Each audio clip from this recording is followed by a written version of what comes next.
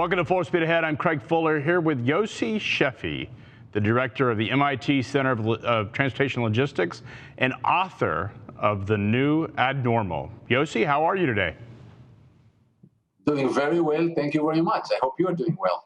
Doing great. Now, you've been around the supply chain industry and a well-respected author, thought leader on what's happening, but you've got a new perspective on what the world looks like post or in the current environment. I don't know if post is the right word for COVID-19 because I don't think we're out of the woods just yet, but what COVID-19 has really created a new economy and really how the supply chain industry is having to respond to that. What is the topic and how do you dive into this? Okay, so in order to understand where I'm coming from, I'll tell you the story of how I started writing it. And if you look at my history on my site, whatever, every 4 or 5 years I get a new book. So I wrote on resilience, I wrote logistic clusters, I wrote on supply chain sustainability. Usually it takes me 4 or 5 years to write a new book, between the research involving 20, 30 students, postdocs, research associates. So I was about a year and a half into writing my last book, which was on innovation in supply chain. And then in March, I realized that I'm living through the biggest change in supply chain in my lifetime. So I stopped everything and I let most of the people, assign them to other stuff and just work with 2 others and literally slept 4 hours a night since March. And October 1, the book came out. And it looks at, I don't know, all of the aspects. There are many aspects of how things change and trying to do the dangerous thing of trying to project what they might be like going forward. I mean, we know what they're like, let's say, in the next 6, 12 months, while we still have the pandemic with us.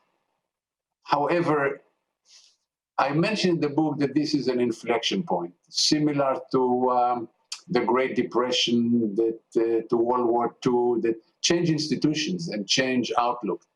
And I think this is another inflection point that will have, only in 10 years, we'll be able to really appreciate all the changes that will be coming on us and they'll be able to see. Now, one of the things you dive into is these technology changes and the acceleration of technology innovation that really would take many years, maybe decades to take place in terms of societal changes that have really been accelerated. Yes, of course. Interestingly, in many areas, we just see continuation, and not only continuation, acceleration of existing trends. So companies were digitizing already. When we talk about the Industry 4.0, supply chain 4.0, it is all about digital and adding tech to manufacturing, to warehouse, to supply chain, adding automation and drones and AI and cloud. All of this, the big change right now, that they are being developed and implemented much faster. Especially implemented, became much easier for companies to realize that it's a must-have. For example, how many companies started doing e-commerce? I mean, it became do or die. It's not a question of we'll do it sometime in the future, we'll look at the competitors, we'll do or die. So not only Amazon and Target and Alibaba and JD.com increased significantly their sale, but interestingly, Shopify, a company that enables small companies to do it, has over 1.3 million customers. When we talk about customers, we talk about retailers. They have 1.3 million retailers because people just have to get online or die. I even have the story of a small family-owned business in my neck of the wood that used to be, had 20 trucks and, literally family business that supplied the produce, fresh produce from around, there in Chelsea, just north of Boston, from around the Boston, New Hampshire farms, not Boston, Massachusetts, Vermont, New Hampshire, Maine farms, to Boston, to restaurant, to universities, to industrial park. The business went to zero. In 2 weeks, the business went to zero. And they So they fired everybody, and then they pivoted. The wife joined the husband. She still work on another job, but she said, we must go to consumers. They didn't know how to write a website. They know how to do email. That was about their tech sophistication. They had to write a website. Now, we used it. The reason I know about them is that my wife and I used them. And at the beginning, the website was just a list, a PDF list of stuff that they had. And you had to call them to get to say what you want. Then it became pictures. Then you could order online. Then they started doing some marketing. It was fascinating to see within 2 months how they became an online powerhouse. I mean, they had, at one point, they couldn't get new customers because they didn't have the capacity to serve new customers. So, but this is not a very small business compared to Walmart and Target and all the Amazon, all the big ones. But it shows how companies were adapting and how companies were changing their focus. We also did. Let me just end this part by saying that we also had some polls about what. Had about 1,500 consumers saying, turns out that about 13% were doing home delivery before. It grew to about 35%, to about a third. The most interesting part, and we had a lot of other information there, but the most interesting part is about 1/3 of people who changed said they will stay with the change. So people who did a lot more e-commerce, a lot, home delivery, liked it. They're gonna stay. Not everybody, but about a third of them will say, pandemic or not, we're gonna stay with it. And then a lot of other changes. Anyway. Yeah, it's amazing when companies and entrepreneurs' backs are against the wall, how they end up completely rethinking their business. I know there's high-end restaurants here in town and other cities that would never have done takeout or delivery, and to them it was way beneath their brand, had been forced to consider it. And it seems that that's going to be a permanent fixture. These changes that we think about, whether it's grocery delivery or companies like this produce farm to table business that you discuss, is this a permanent change, or once we have a vaccine and once there's a level of comfort and health, do we go back to the way things were before? Is this just a permanent fixture for us? I'll give you the professor answer. It depends. For some businesses, for the high-end businesses, they're not. It still, I think, will be beneath them, because what they sell is cachet and service. You look at the high-end restaurants, the nice service, the white, table covers and all this.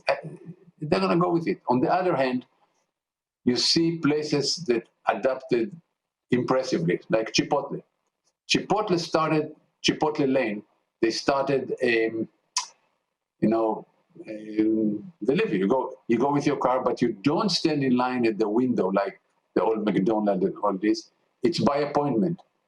The beauty of this is not only people come and they don't have to wait at the window to get their stuff, but now they got permissions to open in lots of other places because zoning laws were restricting the number of cars because they were getting congestion they didn't like, they needed a lot of space. Now they can open a takeout window in every location. And they're doing this. Domino has a whole new head. They just started rolling out in 5 or 10 restaurants a new app that does much of the same thing, and now they roll it everywhere. As opposed to several competitors, California Pizza, Pizza Hut, that were out of business because they didn't respond that quickly.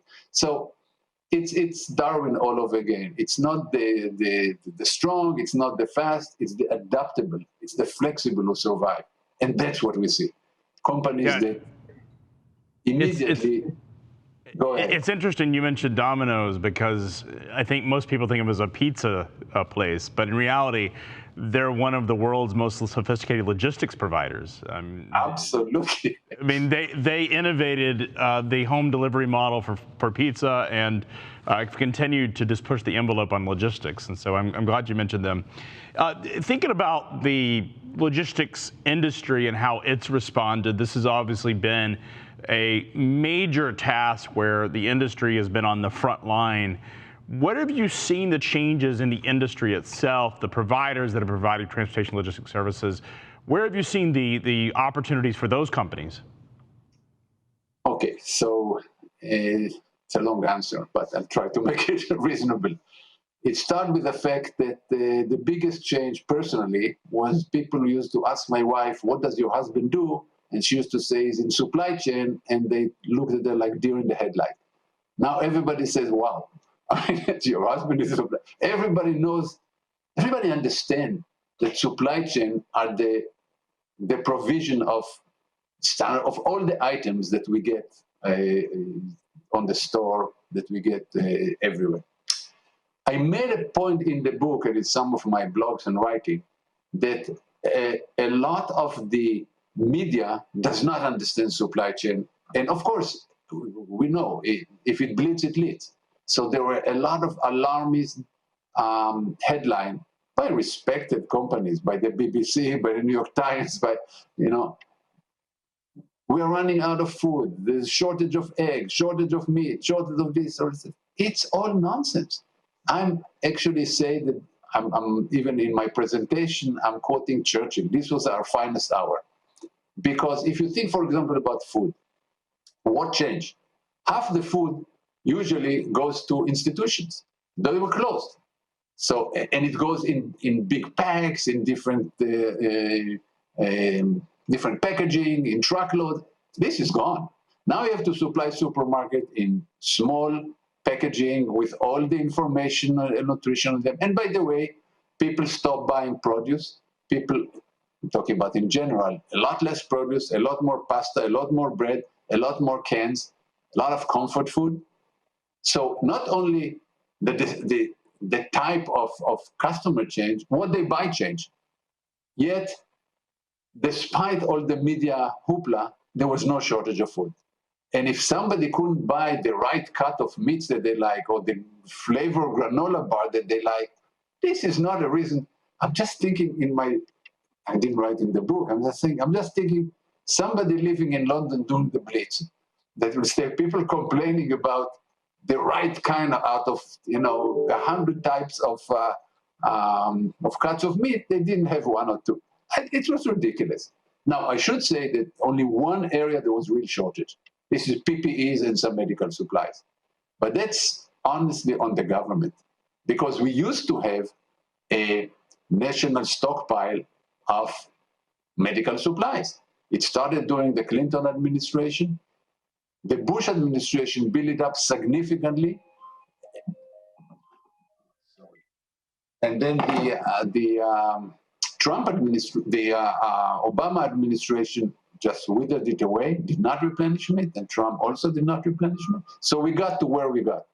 But this is an area where the government should have stepped in, because no private companies can keep the amount of inventory that is needed for something like the pandemic. And by the way, just to make sure, you don't need an infinite amount of inventory. You need to cover 4 to 6 months, because in 4 to 6 months, industry can change.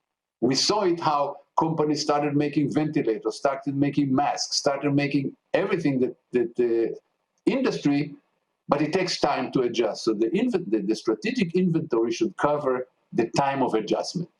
And it didn't even cover this, obviously, because we had the frontline workers without PPEs, and this was atrocious, and many of them died. I mean, this was a huge failure. Anyway, I can go on and on. Why don't you talk about what you want to talk?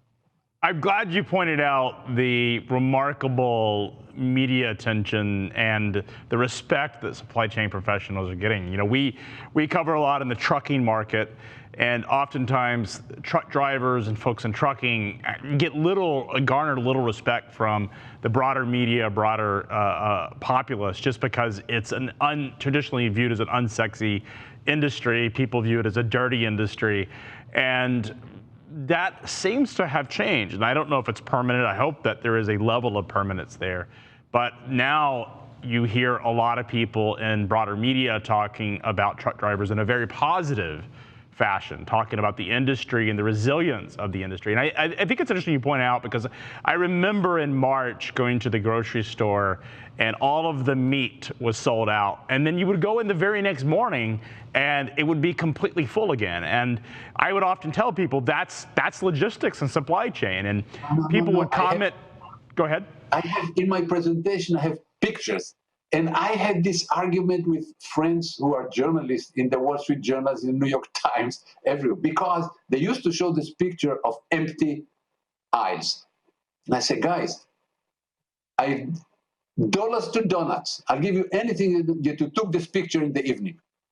Yes, they did the picture in the evening. I said, get the same please the next morning. You'll see everything. Because what you don't realize, and by the way, I should tell you, I cannot tell you how many interviews I had when the person interviewing me started saying, you know, up to now I've been a sports writer. Now they ask me to talk about supply chain. So many of the people who cover it were just clueless. And I tried to explain, you know, stuff goes from the warehouse to the store. It comes back at night. Then they, you know, break the pallets. They put it on during the night because they don't want to be all the customers running around while they're replenishing the shelf. Take the same stuff in the morning. Exactly. As I said, if it bleeds, it leads. That's the media in the fight for clicks. Scary headlines sell. So they gave you scary headlines.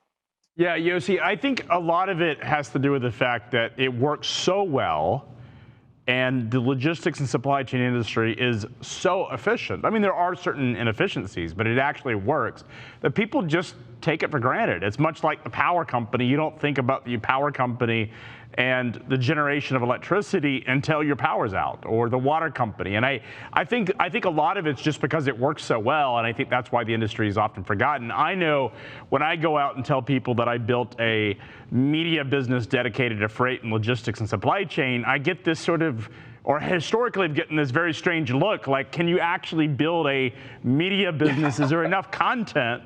And I tell people, we just can't keep up with everything happening. I think now people have a much greater appreciation for that than they did before. I couldn't agree more. And but let's talk about some other aspects of what happened during COVID. And I think one thing clearly that happened, just like after 9/11, when to get back into the airport, you had to make them safe, or at least the pretense of safe, but you had to make, you know, TSA and tests and all this, and the pilot doors were armed or strengthened. Now you have to get people, whether it's workers, whether it's customers, to get to your facility, you have to make it safe. So you have to, and people are doing it, of course, but it becomes a competitive advantage. You see how the airlines are competing with each other, who leave the middle seat open, and what are the procedures. And they publish on their website all the procedures that they do. And in the book, I tell a real story of my wife. Most of the stories that I have are about my wife. But she had 25 years relationship with her hairdresser. And the hairdresser was not, she came and saw they were not taking it seriously. They were doing blow dry, they were doing it. So she went to somebody else who took her at 5 in the morning without anybody coming. And now she likes the new one better. So I'm just saying it becomes a competitive advantage how you can keep safe. In the book, I cover a lot of other aspects. I talk about the future of higher education, talk about government. In fact, we may want to talk a little bit about that, because government, of course, affects everything, and supply chain, because of trade relationship, because of all kind of regulation. And whether this is not a statement on the elections, but regardless, government will become bigger. And it become bigger because government put so many $1 trillion into the economy and did so many things. Government all over the world, not only the United States. That people will get used to it, will expect more from government, and government will keep growing. And there'll be more regulation, regardless of who comes out in this election, in this country, in other country. There'll be more heavy footprint of the government, which will affect a lot of the things that that the logistics profession is facing. Do they make significant investments in a logistics core, or do you anticipate them actually? You talked about inventories being slacked around medical supplies. Does that change? Do we see a precipitous change? When you say government playing a bigger impact, certainly with the dollars, the amount of dollars that they put in the economy, but where will the logistics and supply chain industry see the impact? First of all, I think that, you know what amazing to me, I always say, when you look at the COVID task force that Vice President Pence was leading, said the one thing that's missing there is a procurement professional. And I, you know, the procurement of PPEs, okay, we had no inventory or very little inventory. Now the procurement, instead of running it, they just say, okay, states do it, hospitals do it, everybody competes with everybody else, raising the price. There was such misunderstanding of basic procurement and supply chain concepts that cost us a lot of money, and created shortage. And by the way, to be fair, this was not only, you know, the U.S. administration.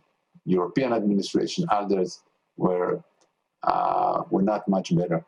So I hope that what will happen, the better understanding how important trade, procurement, supply chain, how we manage the ports, think about how we manage the port. We're the only country that allow ports to invest without having a strategic plan for the ports. I mean, the local port wants to do something. So what happens? The ports start competing with that. Port right next to each other start competing with each other. There's no strategy behind it. So there's no strategy for investment in highways. There's no strategy. So we really lack a supply chain, logistic, transportation strategy. So I hope, now, to be sure, none of the candidates are talking about it yet. But I hope that a lot of the debrief, after action debrief, that will come 6 months, a year from now, about what happened, and there'll be the first wave to just blame everybody for what happened. But beyond this, what can we do better? I hope there'll be enough thinking people who will realize that a lot of the failures was in the government approach to logistics, and that the profession, the trucking, the transportation, the driver, the warehouseman, the retailer, perform well in spite of the government, not because of the government. So I hope there will be more attention being paid to it, and maybe better planning for the country's supply chain. Yeah, 100%, I agree. So the government's going to get an opportunity, Yossi, with the vaccine distribution. What do you anticipate that's going to look like? I think we see the first signs, talking about the American government, I assume in this case, I see the first sign of thinking a little better about it. Operation Warp Speed, for example, the fact that it was organized along one project to try to get the vaccine quickly and invest and do parallel investing in the production, has a chance of getting, let's say, by Q1 next year, a vaccine approved, or even maybe by December, but I'm not sure about this. By Q1, one of the vaccines in phase 3 trial, 1, 2, 3, will be approved. Now the question is, which vaccine? There are huge differences. For example, the Moderna vaccine require at least 2 doses, and you have to store it in minus 80 degrees. So this is not just cold storage, this is deep cold storage. On the other hand, the J&J vaccine is, I think, at 0. You have to store it and require only 1 dose. So these are 2 very different challenges. I don't see how deep cold can be distributed in Africa. It just, there's no facilities there to distribute it, or in certain parts of Latin America. So there'll be a first wave that will be for the United States, that presumably will go to, I hope, to first-line medical workers first. They really need to, because they are dealing with people who are actually sick. And then go to, honestly, people in logistics, starting with the people who deal with the public, which means retail clerks, retail, people on the front who deal with retail, anybody who deal with the public on a regular basis should be among the first stage. So I hope it will continue to be managed from centrally managed. I hope it will not turn into senators and congressmen fighting with each other and doing deals about distribution more to my state or to my constituent versus somebody else's, but look at the country as a whole. There's been this discussion about the military being involved. Do you support that? I think right now the military is one of the few organizations that still has the trust of the American people. So I would say I would support it, because I think the military still is one of the few organizations. If you look at the rating of Congress, down to the singles. Everybody believes that dead congressmen is great, but all the others are corrupt and nothing and not worth being in Congress. But in general, the belief in how Congress does its job is very low. So I hope we can get it out somehow out of the political arena. And maybe we can do something, maybe it can overseen by something like we did in the military plant closing, a bipartisan commission that will oversee how the military actually does it. I don't think it needs particularly the military. The private logistics organization, if well monitored and if we don't get too much political involvement, can do it. And by the way, I don't think the military can do it by itself. The military will have to use UPS and, a lot of trucking companies to do it, because they don't have enough cold transportation and cold storage. So you have to use. So the question is, who writes the check? Who writes the contract? Okay. The military has a procurement process, so hopefully they can manage it. They have a protocol to do that and sort of congressional support to appropriate money. So I'm in full support of that, but I do think, and I agree, that the private sector and the private logistics professionals must be involved, if nothing more than just capacity that they can bring.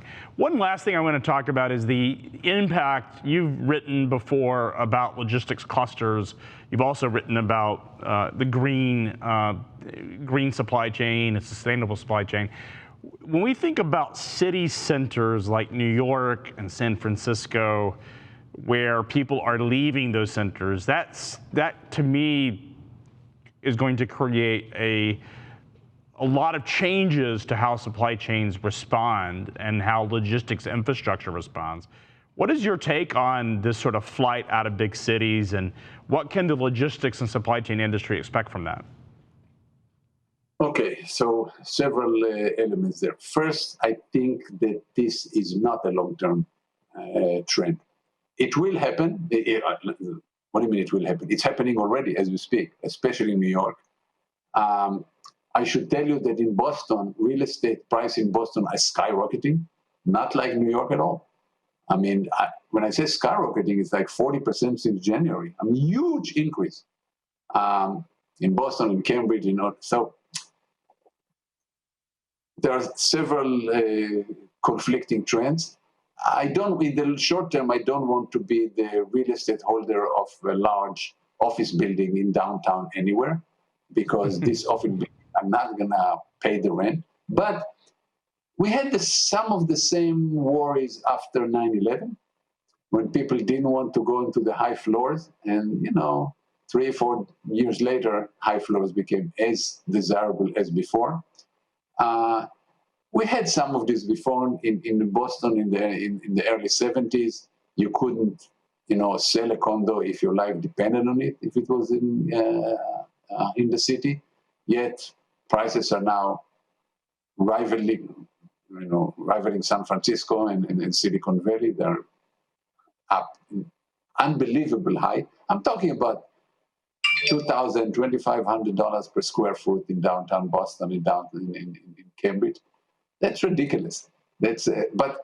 So I think while it happens in some cities, now it will come back. Cities will come back. It may take longer than before, but this is just based on history. This is not based on my book because I had no data on this. Nobody has data on it, and I like to make statements based on data. So I'll say right now, it's as Niels Bohr said, it's dangerous to predict, especially the future. So, you know. Especially in a book that is permanent record of your predictions there. So I do some prediction. I talk about higher education. I talk about another, just last point. People talk that globalization is over. It's not. People are not most companies are not leaving China. They spend decades building ecosystems, supply in China. And the media doesn't understand that if you take the final assembly out of China, it doesn't mean you go out of China. You still have all the supply chain is built in China. Some companies are putting an extra, the incremental investment elsewhere. So a lot of things are not going to be as dramatic as people think they are. But we will see, come back to your point about cities. If you can be in a Boston company and work from Kansas City because your relative lives in Kansas City, you can also work from New Delhi. You can work from Buenos Aires.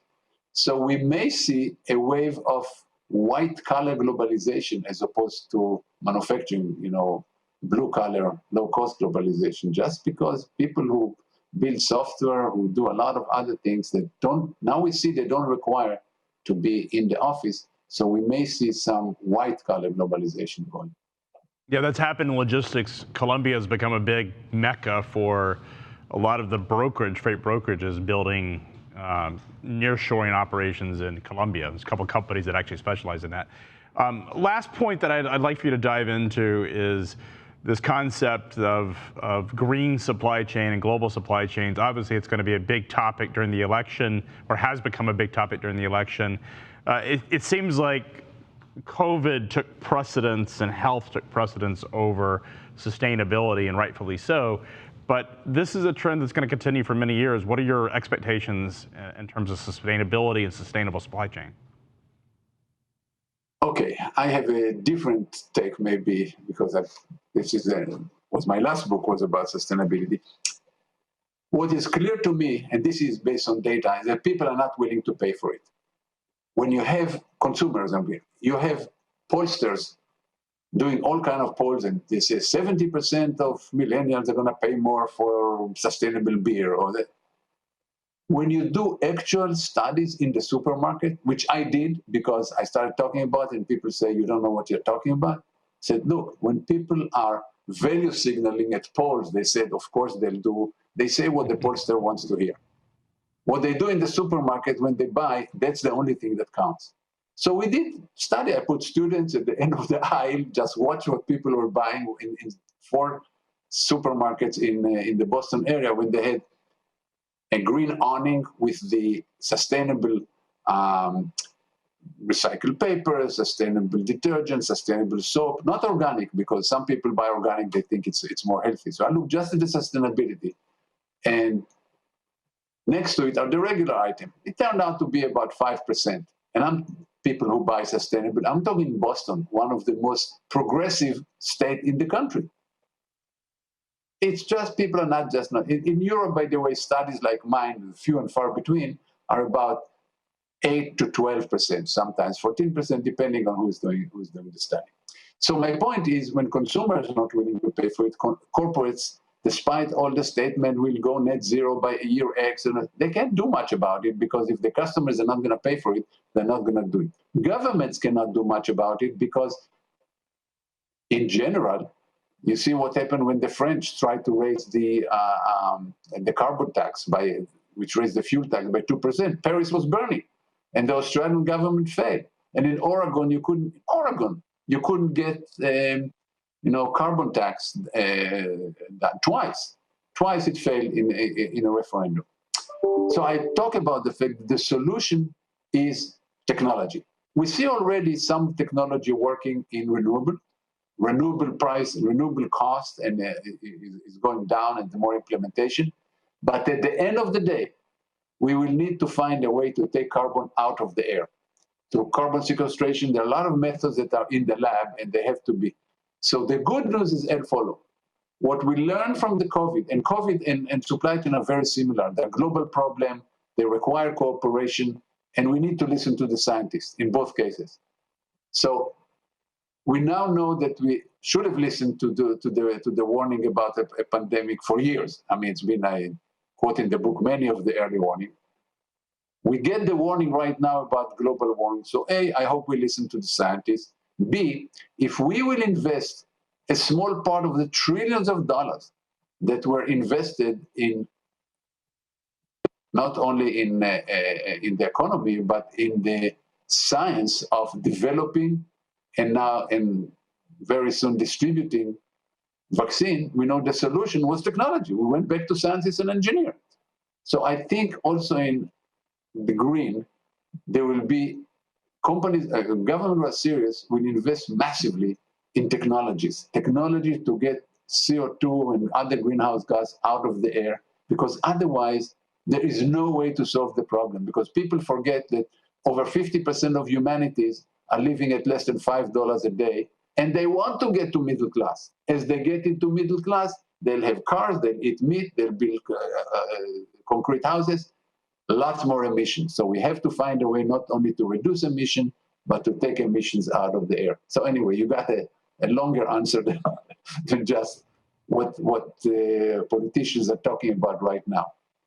Well, Dr. Sheffi, I look forward to seeing the progression of this story around the new abnormal. You can pick up the book on Amazon. It's available by Kindle. It will be hardback at the end of the month, so be sure to check that out. You can also read some of his other works. One of my favorite books that he's written is Logistics Clusters, which talks about this concentration of why cities like Memphis, Tennessee are a core, logistics is a core part of it. Certainly in Chattanooga, we've seen a lot of trucking operations based here for many of the same reasons he points out in the book. Do check out The New Abnormal. It is one of the first books and deepest dive books about what a post or COVID-19 quarantine looks like in terms of society and supply chain. Dr. Sheffi, really appreciate you coming on today.